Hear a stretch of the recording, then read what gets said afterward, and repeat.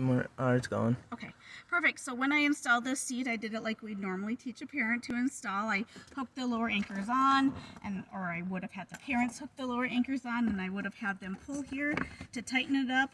One good trick for tightening the kind of stubborn lower anchor straps is to kind of floss it at the end. And when I say that, parents seem to know exactly what I'm talking about. Floss it. And so that can help get it tight. So it is tight side to side, but as you saw, it is...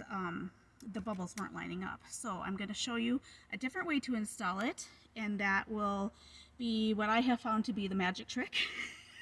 Not saying it'll work every time, but it'll be better. So with that in mind, I'll just quickly uninstall it partially. I'm just going to loosen it up actually.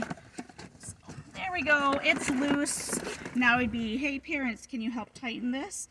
And they could, and it'd end up the same where one side is not centered and the other bubble is maybe centered, or maybe they're both not centered, or they're only centered until you bump it, because that's what the Ally likes to do for us.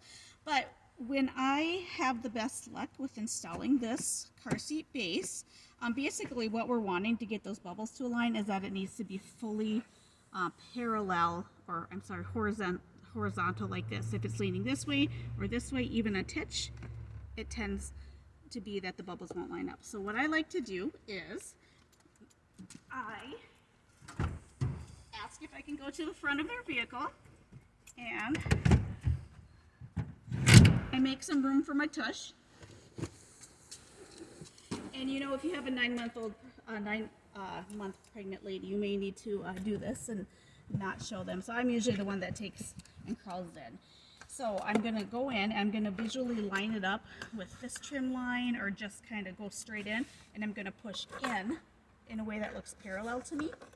And then I'll either have them pull, because it's nice for them to help, we recommend that, or I'll pull it myself while pushing in like this.